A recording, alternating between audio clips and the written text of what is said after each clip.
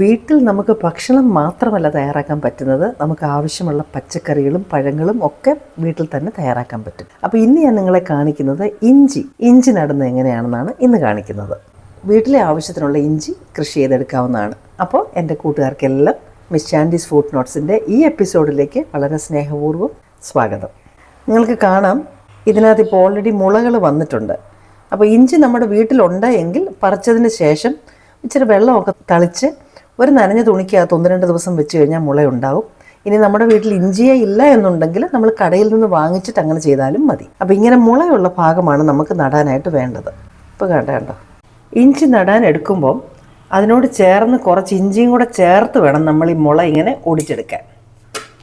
കണ്ടോ, മുള തന്നെയായിട്ടല്ല, കുറച്ച് ഭാഗം ഇഞ്ചിയും ഇങ്ങനെ കൂട്ടത്തിലെടുക്കണം. പിന്നെ അത് ബാക്കി വളർന്നു വന്നോളും.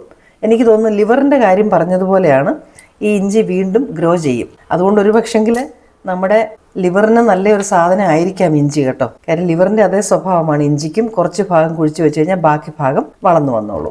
അങ്ങനെ ഇതിൻ്റെ ഈ മുള വന്ന ഭാഗമെല്ലാം നമുക്കൊന്ന് മാറ്റി വയ്ക്കാം. മുളയില്ലാത്ത ഭാഗങ്ങളൊക്കെ നമുക്ക് യൂസ് ചെയ്യാം. വേണ്ട, ഇതൊക്കെ നമുക്ക് കൃഷി ചെയ്യാനായിട്ട് എടുക്കാം. ചുമ്മാ ഒന്ന് വെച്ച് കൊടുത്താൽ മതി, പിന്നെ തന്നെ അത് ഇഞ്ചി ആയിക്കോളും. പിന്നെ നമുക്ക് ഇന്ന് പറിച്ചെടുത്താൽ മതി. ഇതിലും ഒരു മുളയുണ്ട്, അപ്പോൾ ഇതും കൂടെ എടുക്കാം. അപ്പം നമുക്കിനി നടാം. അപ്പം നമുക്ക് ഇഞ്ചി നട്ടു വെച്ചിരിക്കുന്ന ഒന്ന് കാണാം. ഓൾറെഡി നട്ടു വെച്ചിരിക്കുന്നത്. സോയിൽ മിക്സ് എങ്ങനെയാണ് ചെയ്യുന്നതെന്നും കൂടെ ഞാൻ ചെയ്യുന്ന വിധം കാണിച്ചു തരാം. ഇത് എല്ലുപൊടിയാണ്, പിന്നെ ചാണകം, പിന്നെ മണ്ണ്.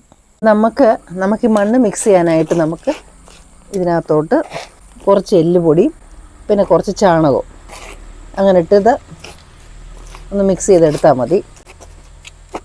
ആവശ്യമുള്ളത് മാത്രം മിക്സ് ചെയ്താൽ മതി.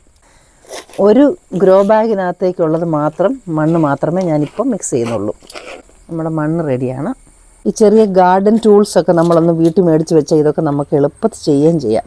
പിന്നെ കയ്യെ മണ്ണാകുമെന്നൊന്നും വിചാരിക്കേണ്ട, കൈ കൊണ്ട് തന്നെ മണ്ണൊക്കെ കുഴയ്ക്കുന്നത് നല്ലതാണെന്നാണ് ആയുർവേദക്കാർ പറയുന്നത് കേട്ടോ. അപ്പോൾ നമ്മുടെ ഈ ഗ്രോ ബാഗ് നമുക്ക് ഞാനൊന്ന് മടക്കി വയ്ക്കുകയാണ്, പൊക്കം കുറച്ച്. അപ്പോൾ ഇതിനകത്തേക്ക് ഞാൻ ഇനി മണ്ണൊന്ന് നിറയ്ക്കാം. ഇത്രയും മണ്ണ് മതി. ഇഞ്ചി കിളുത്ത് വരുന്നതനുസരിച്ച് നമുക്ക് പിന്നെയും മുകളിൽ മണ്ണിട്ട് കൊടുത്തു കഴിഞ്ഞാൽ കൂടുതൽ ഇഞ്ചി കിളുത്തോളും.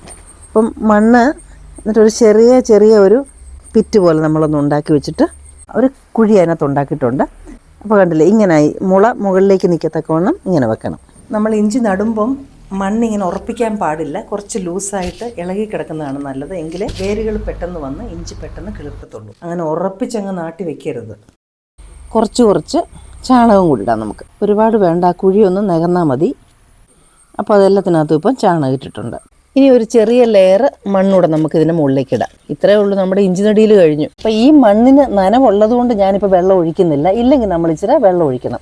ഇനി ഇത് ഇഞ്ചിയുടെ മുള വന്നു കഴിയുമ്പം നമുക്ക് കുറച്ച് ഈ മിശ്രിതം നമ്മൾ ഇട്ടില്ലേ, അതുപോലെ തന്നെ ഇട്ട് കൊടുത്താൽ മതി. അത് മണ്ണിൻ്റെ തിക്നെസ് കൂടുന്നതനുസരിച്ച് ഇഞ്ചി കൂടുതൽ ഉണ്ടായിക്കോളും. 2 ആഴ്ചയൊക്കെ ആകുമ്പോഴത്തേന് ഇനി മുള വരാൻ തുടങ്ങും. അപ്പോൾ വിഷമൊന്നുമില്ലാത്ത ഇഞ്ചി വീട്ടിൽ തന്നെ നമുക്ക് തയ്യാറാക്കി എടുക്കാം. ഈ കപ്പയൊക്കെ നട്ടിരിക്കുന്നതും ഗ്രോ ബാഗിനകത്ത് തന്നെയാണ്. ഈ നിൽക്കുന്നതൊക്കെ കാശ്മീരി ചില്ലിയാണ് കേട്ടോ. ഇതൊക്കെ ഇങ്ങനെ ഗ്രോ ബാഗിനകത്ത് തന്നെ ഞാൻ വെച്ചിട്ടുള്ളതാണ്. കണ്ടോ, അപ്പോൾ ഇഷ്ടം പോലെ മുളക് ഒക്കെ നമുക്ക് പറിക്കാം. അപ്പോൾ ചെടി മാത്രമല്ല, ഇതും നമുക്ക് കൂട്ടത്തിൽ വയ്ക്കാം. ഫ്ലാറ്റിൽ താമസിക്കുന്നവർക്കും ഇത് നടാവുന്നതേ ഉള്ളൂ. ഇനിയും നിങ്ങൾക്ക് ഇഷ്ടപ്പെടുന്ന മറ്റു നല്ലൊരു വീഡിയോയുമായി വീണ്ടും ഞാൻ എത്തും. Till then I M signing off and you stay safe.